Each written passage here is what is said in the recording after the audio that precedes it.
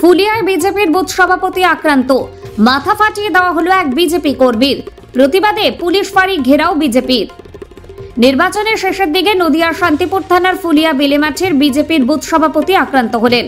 অপর এক বিজেপি কর্মীর মেরে মাথা ফাটিয়ে দেওয়া হলো। আক্রান্ত হয়েছেন বুথ সভাপতি সুব্রত ঘোষ। মাথা ফাটিয়ে গুরুতর জখম করা হয়েছে বিদ্যুৎ ঘোষ নামে এক বিজেপি কর্মীর। বিজেপির অভিযোগ, তৃণমূল দুষ্কৃতীরা এই কাজ করেছে। অবিলম্বে এদের গ্রেপ্তারের দাবিতে ফুলিয়া পুলিশ ফাঁড়ি ঘেরাও করে বিক্ষোভ দেখায় বিজেপি কর্মীরা। এই বিক্ষোভে উপস্থিত ছিলেন নদিয়া দক্ষিণ সাংগঠনিক জেলার দলের সভাপতি পার্থ সারথী চ্যাটার্জি, শান্তিপুর পঞ্চায়েত সমিতির সহ সভাপতি চঞ্চল চক্রবর্তী সহ জেলা নেতৃত্বরা।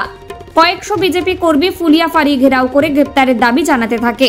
বিজেপি সূত্রে জানা যাচ্ছে, শান্তিপুর থানার পুলিশ অপরাধীদের গ্রেপ্তারের আশ্বাস দিয়েছেন। জেলা সভাপতি পার্থ সারথী চ্যাটার্জি জানান, সব জায়গায় সুষ্ঠুভাবে ভোট হলেও শান্তিপুর থানায় বারংবার অশান্তি চলছে। শান্তিপুর থানার পুলিশের বিরুদ্ধে ক্ষোভ উগরে দেন তিনি। Bureau report, news UNI. আমাদের এই কেন্দ্রে অর্থাৎ রানাঘাট লোকসভা কেন্দ্রের নির্বাচন ছিল। সেই নির্বাচন সকাল থেকে অত্যন্ত পিসফুল হয়ে চলছিল সারা বিধানসভাতে, 7টা বিধানসভাতেই। বিক্ষুব্ধ হয়তো খুব ছোটখাটো ঘটনাগুলো ঘটেছিল, কিন্তু সেটা লোকালি বিষয়গুলো মিটে গিয়েছে।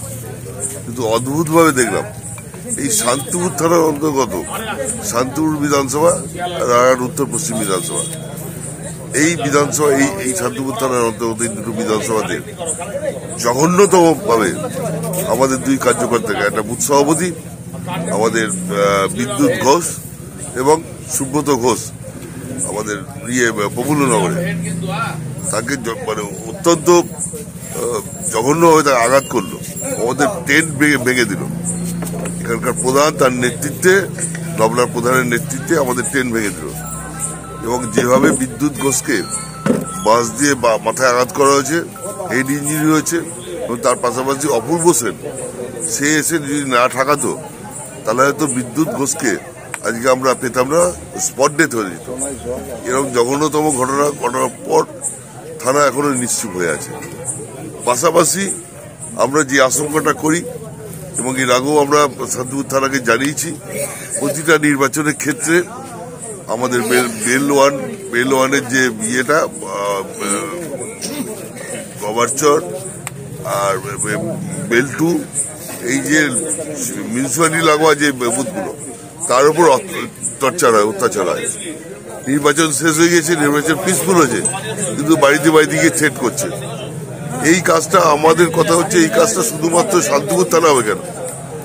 7টা বিধানসভা তো 7টা 8টা থানা, 9টা থানা, কোন থানাতে এই ঘটনা ঘটছে না, কিন্তু বারবারই এই শান্তিপুর থানাতে এই ঘটনাগুলো ঘটছে। কাজেই আমরা এখানে এসছি, আমরা শান্তিপুর ফাঁড়ি আমরা ঘেরাও করেছি। আমাদের যে দাবি, যেখানকার কি কারা অমিতা কি আছে, তাকে যদি গ্রেপ্তার না করা হয় তাহলে কিন্তু আমরা আন্দোলন চালিয়ে যাব যতক্ষণ না পর্যন্ত সে গ্রেপ্তার হবে। প্রশাসনের সঙ্গে এমনি কথা হয়েছে?